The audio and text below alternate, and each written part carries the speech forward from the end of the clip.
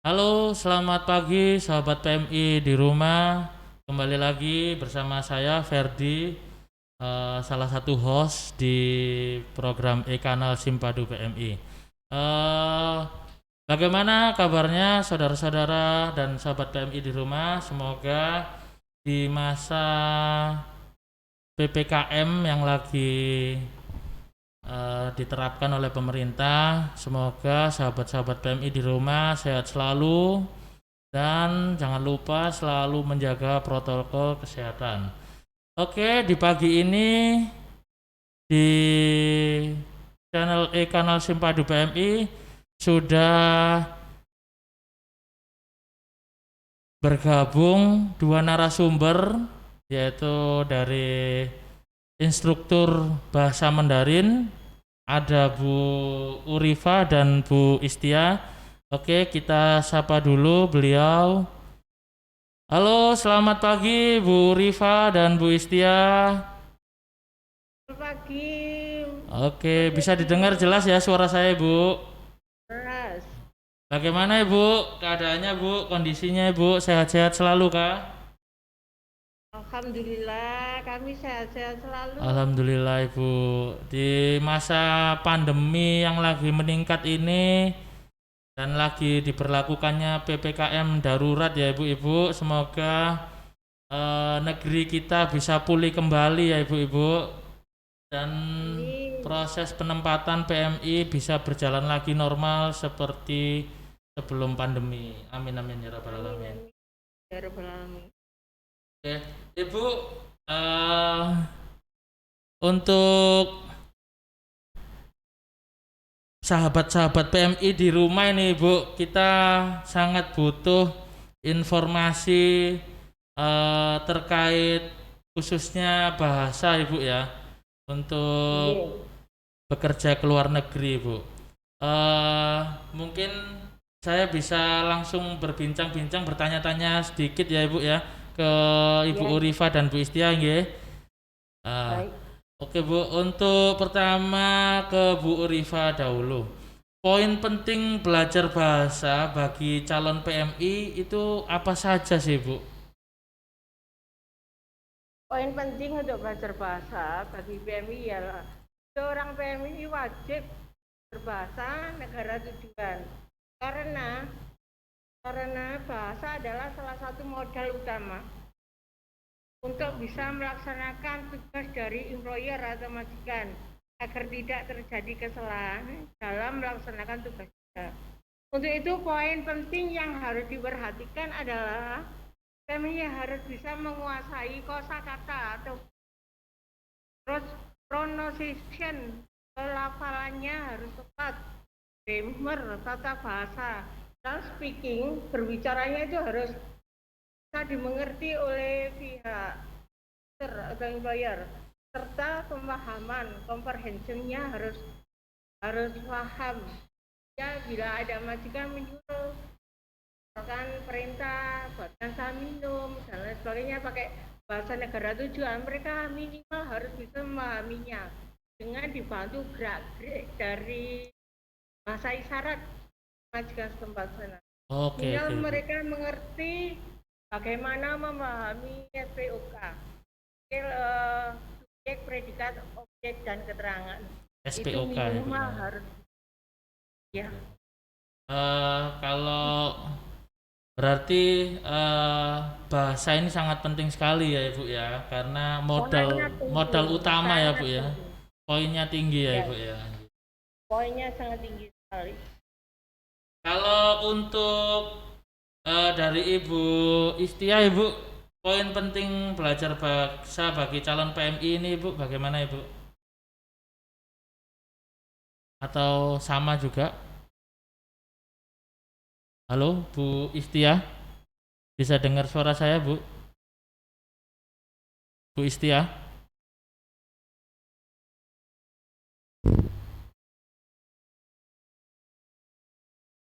Pasti nggak enggak bisa. Bu Istia, bisa dengar suara saya Bu? Bu Rifa, Bu Istia, belum masuk Ya suara Pak, saya?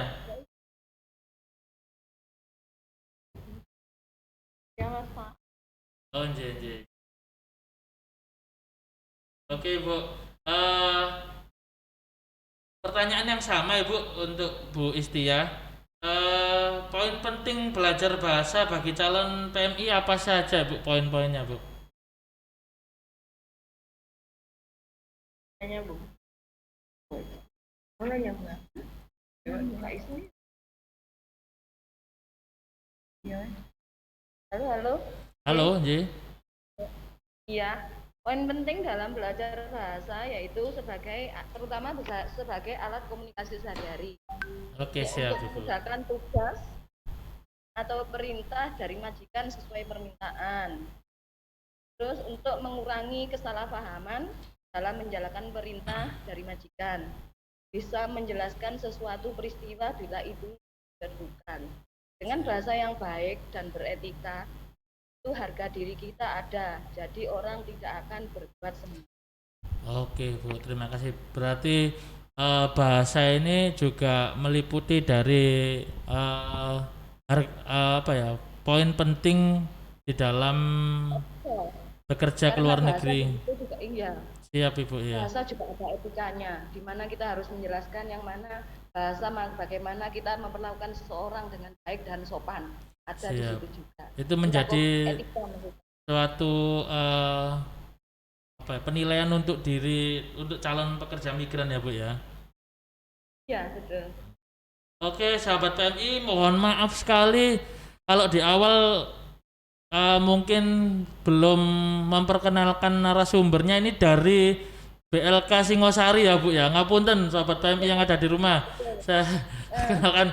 Jadi Bu Istia dan Bu Urifa ini dua narasumber yang sangat berkompeten sekali sebagai instruktur bahasa Mandarin ya, Ibu, ya. Bahasa Kantonis. Bahasa Bahasa Kantonis ya, Kantonis. ya, siap, siap. Ya.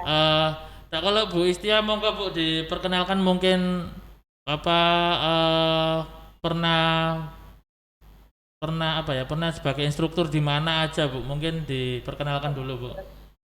Ya, halo semuanya sahabat-sahabat PMI, baik yang di luar negeri atau yang masih di rumah. Nama saya Istia. Ya, saya berpengalaman menjadi TKI di luar negeri sekian tahun sebagai pelaku. Bagaimana suka duka pahit ketirnya menjadi seorang TKI yang Mantan pertama. PMI juga ya, Bu, ya, berarti ya. Oke. Ya betul. Dari situ Siap. kan karena kalau bahasa Kantonis itu tidak bisa kita pelajari di sini, harus praktek langsung di lapangan. Oke, Kalau oke, bahasa benar. Inggris mungkin bisa melalui akademi. Kalau Kantonis Harus kayaknya sampai praktek ya, sekarang Bu, masih ya. belum.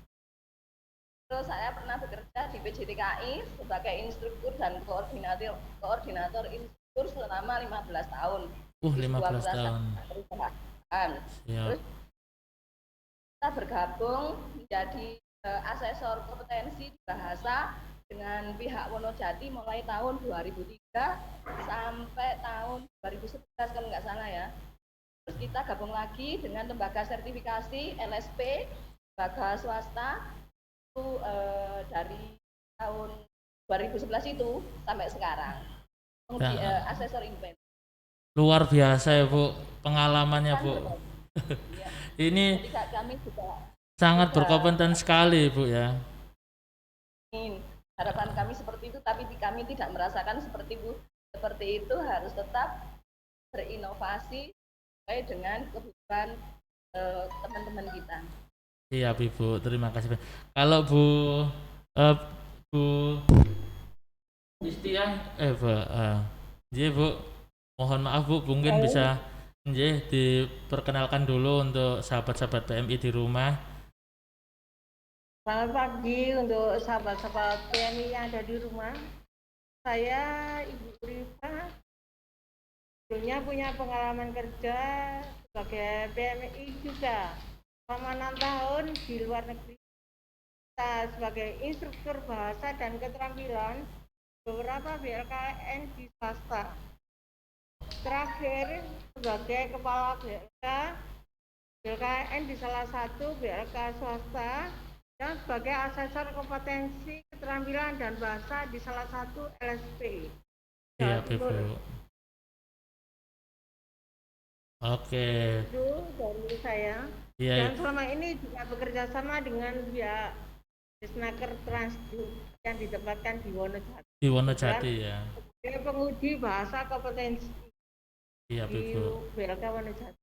Jadi itu sahabat-sahabat PMI, bagaimana latar belakang dari kedua narasumber kita, Bu Istia dan Bu Urifa. Jadi mereka adalah narasumber yang sangat syarat penuh dengan pengalaman ya Bu nggih. Karena tadi dari Bu Istia juga mantan PMI. Nah, oke, untuk pertanyaan bincang-bincang kita lanjutkan Ibu. Untuk ke Bu Istia, pengalaman yang membekas saat menjadi instruktur bahasa bagi calon PMI apa saja itu Bu ya?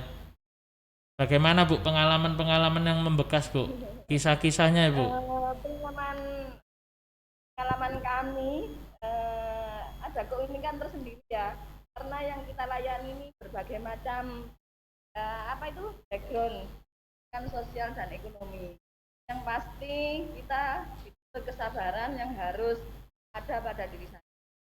Dengan berbagai karakter asli kita bina supaya bisa menjadi karakter yang mudah diterima nantinya di lingkungan kerja atau mengurangi ego pribadi.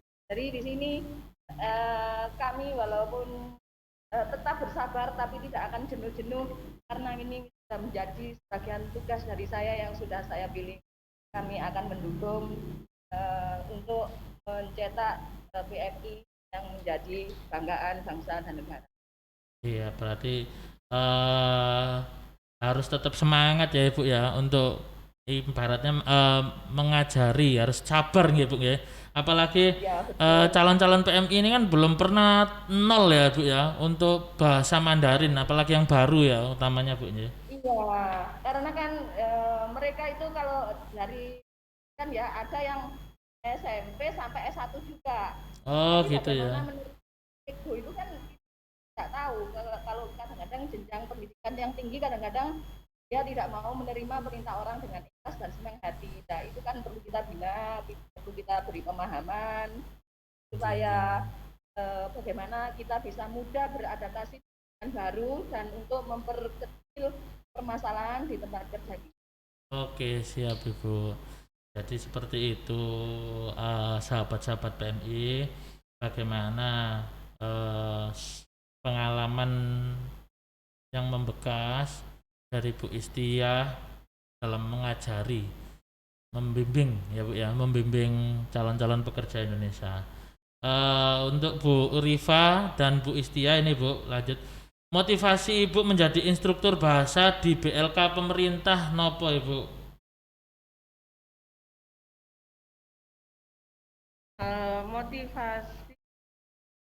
Motivasi menjadi instruktur bahasa di BLK pemerintah buat saya karena tidak ada tekanan dari pihak marketing.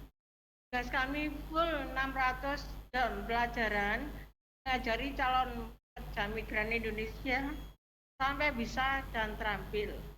Kami diberi kebebasan cara mengajar namun tetap menjaga norma-norma dan tetap sesuai standar kurikulum pelatihan. Untuk PMI juga tetap mematuhi dan selalu menjaga kebersihan selama di asrama. Dan kami pun tidak jenuh dan tidak istilahnya tidak bosan-bosan ya Bu ya. Bosan-bosan ya. Tidak bosan-bosan untuk membimbing mereka, selalu mengingatkan mereka, selalu memperhatikan mereka ada apa dan bagaimana kondisi kalian di sini dan lain sebagainya. Selalu ada perhatian ekstra. Oke, untuk siap. Motivasi saya di sini bekerja di BLK pemerintah lebih tereksplor, lebih muncul lagi, lebih mudah membina karena kapasitas daripada BLK pemerintah itu lebih sedikit, 20 peserta, 40 peserta itu bakal. Jadi lebih fokus ya Bu ya, bakal lebih fokus lebih nih. Fokus lagi, baik-baik. Betul, lebih fokus itu pendapat saya. Oke. Motivasi saya bekerja di sini. Ya Ibu, semoga motivasi yang besar dari Ibu akan membuahkan hasil yang baik berguna bagi calon-calon pekerja migran Indonesia. Oke, untuk Bu Istia, Bu Istia, apa Bu motivasi Ibu menjadi instruktur bahasa di BLK pemerintah Ibu? Suatu kebanggaan tersendiri ya. Di sini kami bisa berbagi ilmu dan pengalaman, baik pengalaman akademi atau non akademi yang sudah kami dapat dari pemerintah, didikan dari pemerintah melalui pelatihan-pelatihan atau lembaga swasta yang tersertifikasi. Selalu berinovasi pelayanan kami dalam metode pengajaran supaya tidak jenuh dengan hasil yang maksimal sesuai dengan target. Yang penting untuk mengurangi dengan tujuan untuk mengurangi permasalahan dan kesalahpahaman dalam menjalankan tugas, yaitu mengurangi permasalahan TKI. Kami seperti itu, membantu teman-teman untuk mengurangi permasalahan dalam menjalankan tugas. Khususnya untuk di bahasa ya Bu ya? Khususnya untuk bahasa, iya. Oke, siap. Nah itu tadi teman-teman, bagaimana bisa kita saring bagaimana besarnya motivasi dari para instruktur yang ingin mensukseskan calon pekerja migran. Ini sangat mulia banget ya Bu ya, guru. Ya, guru tanpa tanda jasa ya. Mencari sesuap nasi dan semoga ilmu kami barokah untuk teman-teman dan barokah untuk saya. Siap Ibu. Oke Bu. Untuk pertanyaan selanjutnya Ibu, juga untuk ke Bu Irifah dan Bu Istia. Kan tadi sama-sama pernah, sebelum perkenalan sama-sama pernah bekerja di BLK swasta juga ya Bu ya. Nah, ini perbedaan yang paling mencolok apa ini Bu? Dari fasilitas atau lain-lain lah, yang paling perbedaan yang paling mencolok jadi instruktur bahasa di BLK swasta dan di BLK pemerintah apa Bu? Mungkin dari Bu Istia dulu.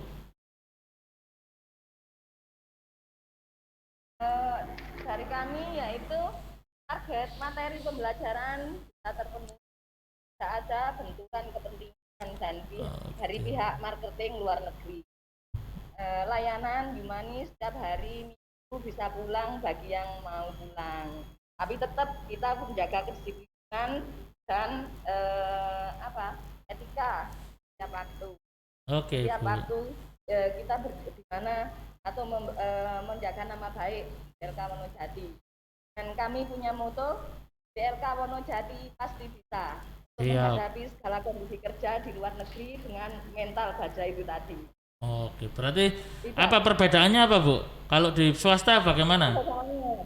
Ya itu kalau di BLK Wonojati tidak ada benturan kepentingan. Oh, tidak ada benturan kepentingan ya. Seperti apa itu Bu? Mungkin bisa dijelaskan sedikit benturan kepentingan yang kalau di BLK swasta kan kita benturan kepentingan marketing. Oke. Marketing hari ini si A harus berangkat dengan segala kondisi, harus juga karena majikan akan marah, akan di cancel bila tidak segera didatangkan. Oke, siap Ibu. Karena mereka kan harus belajar dulu, belum ada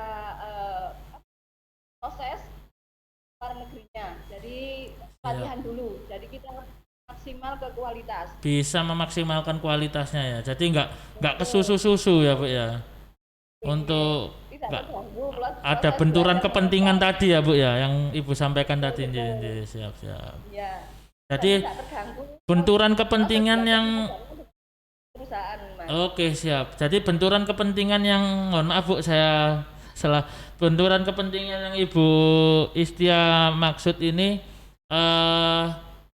itu tadi ya, dari marketing ya, yang pengen buru-buru cepat berangkat tapi padahal kompetensinya belum memenuhi syarat ya untuk bahasanya ya. Gitu. Dari pihak pelatihan menyatakan masih belum. Tapi marketing targetnya harus saat ini diberangkatkan. Oke, jadi ya itulah kondisinya kenyataannya memang seperti itu. Siap. Jadi Karena eh, semua punya setiap orang kan mempunyai daya tangkap yang berbeda-beda ya Ibu ya. Jadi betul. itu tadi nggak bisa. Oh 3 bulan udah, katakanlah kalau di bahasa Inggris TOEFL ya. TOEFL-nya sekian, nggak bisa seperti itu ya Bu ya. Ya, enggak bisa. Karena daya tangkap dari murid ini, calon pekerjanya juga berbeda-beda ya Bu ya. Ya. Betul. Kalau Bu Istia, bagaimana Bu perbedaan tadi? Kalau dari Bu Rifah, mohon maaf Bu Rifah, perbedaan di PLK swasta dan pemerintah Ibu. Saya menambahkan dari pendapatnya Bu Istia, kalau di pemerintahan pelatihan sesuai standar kurikulum 600 jam pelajaran tanpa tekanan sehingga pembelajaran untuk PMI bisa tercapai dan terlampaui sesuai harapan dan tak terlepas dari skill, knowledge dan attitude semua tersampaikan dengan baik karena fasilitasnya, kenyamanan dalam belajar yang memadai seperti ruang kelas juga ada AC-nya, WiFi tersedia. Kemudian dengan adanya WiFi kami mengalami kendala, mungkin harus memperkenalkan bahasa dan kebudayaan, itu kita bisa lebih cepat lagi dengan dibantu WiFi yang tersedia dari pihak pemerintah, sehingga lebih mudah untuk menyampaikan pembelajarannya. Selain itu, pekerja migran Indonesia lebih nyaman dan mudah mengikuti pembelajaran dengan baik dengan adanya fasilitas yang terpenuhi dalam teori maupun praktik. Oke, Dan tidak siap. ada tekanan dari harus cepat-cepat berangkat. Siap Sehingga Ibu. kalau perbedaannya dengan swasta, swasta itu mau tidak mau kalau memang itu sudah laku dan ada yang memilih. Target ya. Instruktur tadi ya belum kompeten harus berangkat. Berangkat ya. Itu Ya. yang menjadi perbedaan buat kami. Iya ya, Bu. Karena Terima kasih. keuntungan lah yang dipikirkan ya Bu ya. Kalau di swasta nggih. Oke. Untuk Bu Urifa lagi, pendapat Ibu untuk sekarang ini Bu dalam Undang-Undang 18 tahun 2017 tentang peran pemerintah wajib melatih calon PMI. Bagaimana Ibu? Pendapat saya tentang peran pemerintah tentang perlindungan PMI, saya sangat setuju karena dengan Undang-Undang 18 2017 peningkatan perlindungan bagi PMI mulai dari pusat sampai daerah jauh lebih baik. Peningkatan kualitas pendidikan sesuai standar kompetensi kerja nasional Indonesia SKKNI.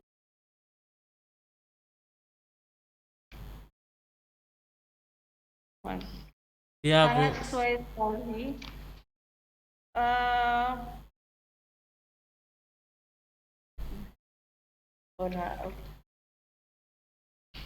Itu berdasarkan Kepmen nomor 313 tahun 2012 tentang SKKNI. Peningkatan peran lembaga yang terakreditasi dan tersertifikasi jauh lebih baik lagi.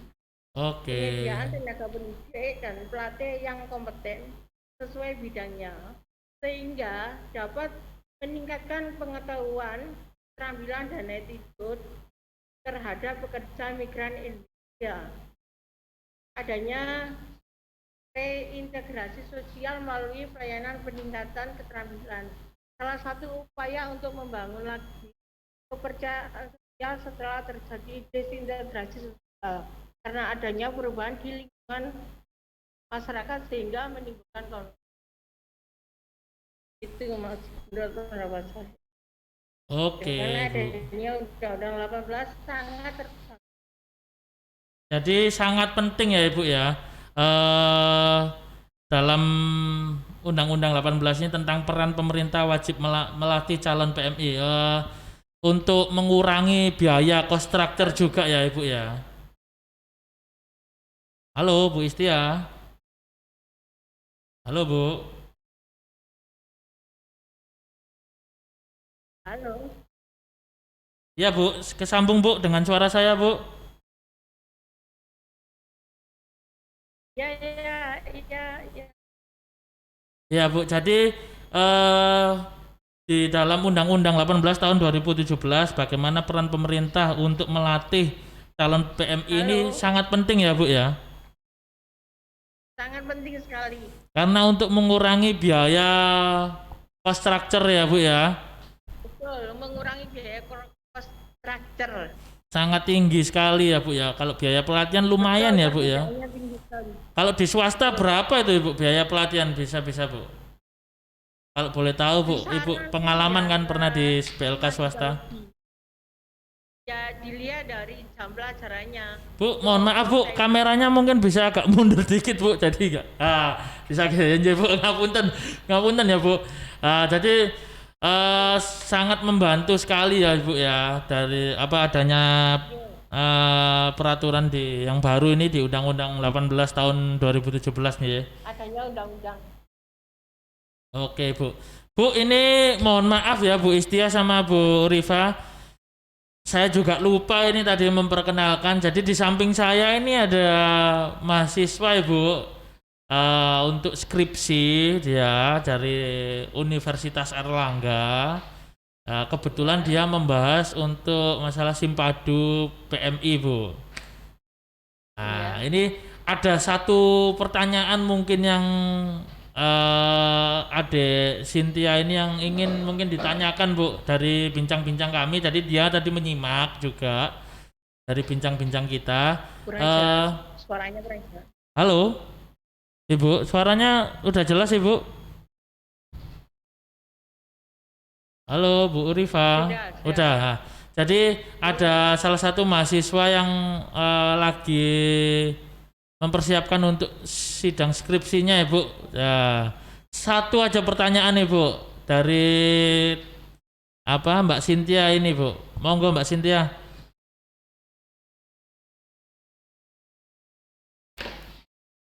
Ya, jadi Sobat PMI ini tadi di samping saya ada Mbak Cynthia dari mahasiswa dari Universitas Airlangga yang sangat tertarik sekali ingin mengetahui tentang salah satunya di Simpadu PMI ini. Tadi dia menyimak bincang-bincang kita bersama instruktur narasumber dari instruktur bahasa. Nah, ini ada satu pertanyaan Bu dari Mbak Cynthia untuk ibu-ibu. Monggo Mbak Cynthia.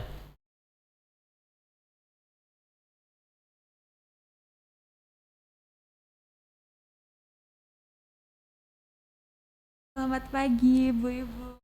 Kan saya Cynthia, Selamat pagi Mbak Cynthia. mahasiswa Universitas Airlangga. Ini ada satu pertanyaan untuk Ibu Rifa dan Suaranya Ibu bisa Istia lebih ya. keras lagi Mbak Cynthia. Nah, pertanyaannya cukup sederhana. Menurut Ibu-Ibu, apa sih yang harus dipertahankan dan ditingkatkan oleh pemerintah dalam memberikan pelatihan kepada calon pekerja migran? Mungkin dari Ibu Rifa bisa. Halo Mbak Cynthia. Suaranya lebih keras lagi Mbak. Di soalnya enggak jelas. Oh iya, maaf ya Ibu. Saya ulang.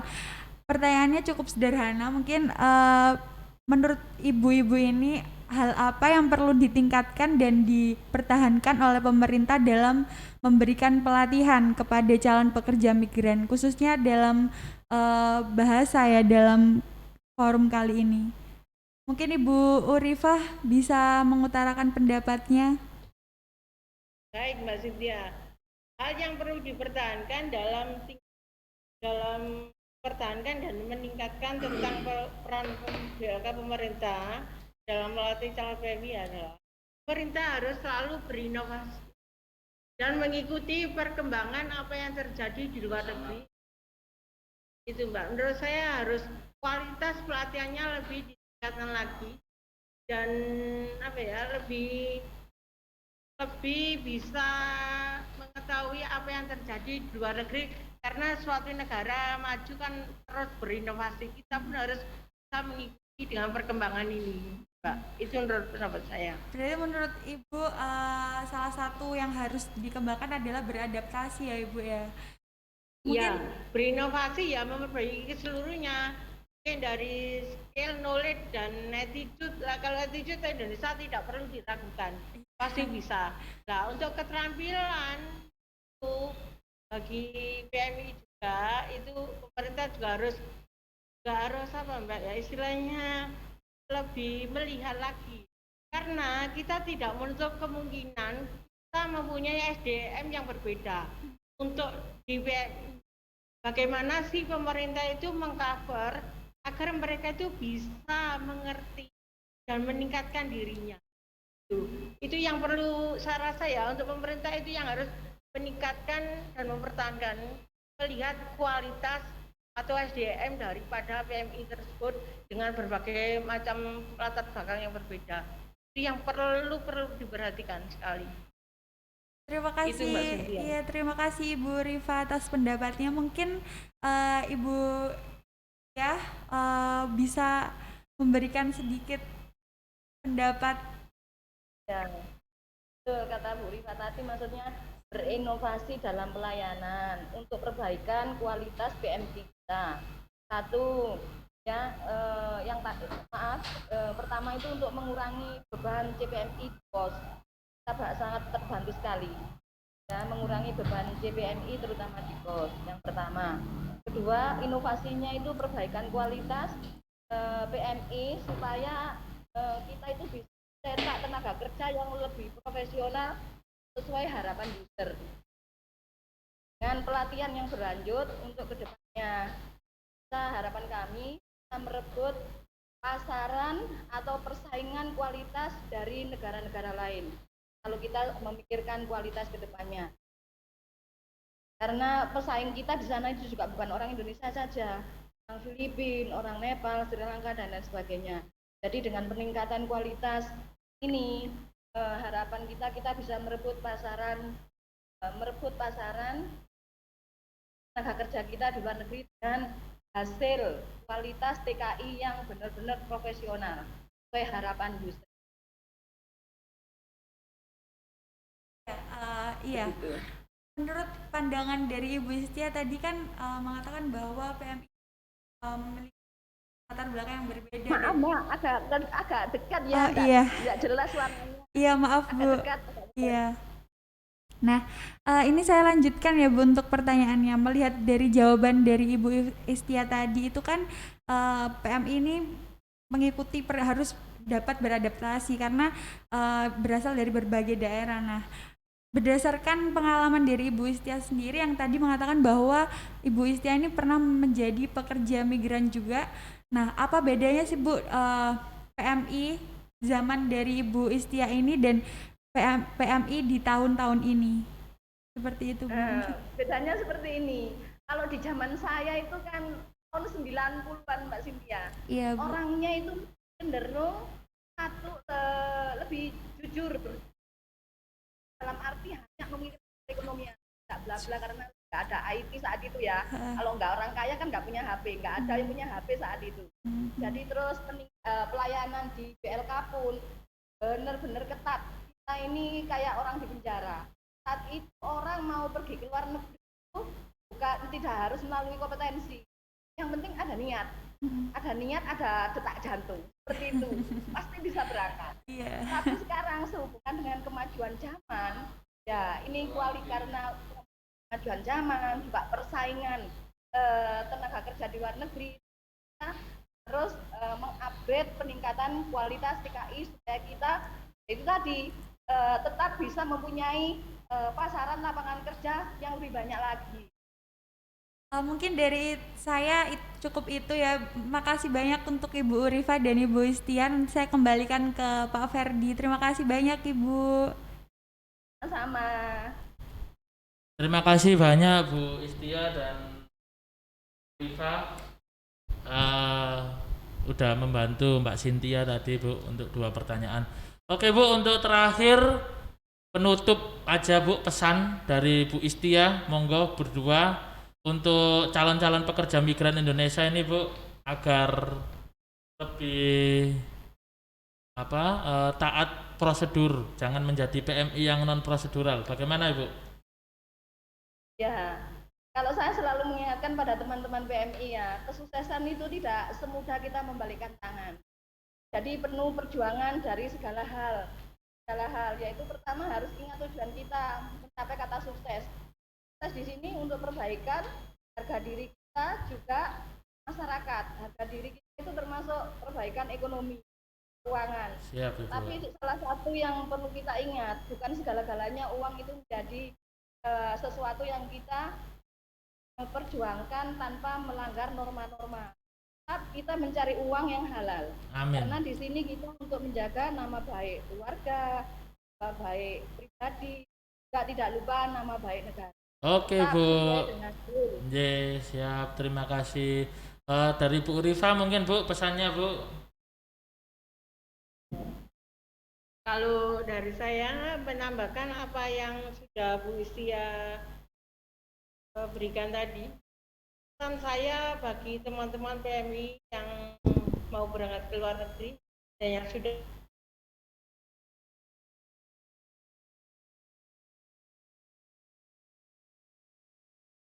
Halo Ibu. Halo. kerja fokus. Siap. Dan jangan sampai melanggar peraturan di negara yang lain. Oke. Harus taat peraturan ya Bu ya intinya ya. Oke. Jangan melanggar peraturan di negara lain. Siap Ibu. Terima kasih Ibu untuk waktunya yang diberikan kepada kami di program e-kanal Simpadu PMI. Terima kasih Bu Istia dan Ibu Rifa. Sampai jumpa di lain waktu. Jangan bosan-bosan ya Ibu untuk diundang di e-kanal Simpadu PMI ya Ibu. Baik Mas, baik. Sama-sama, terima kasih. Siap.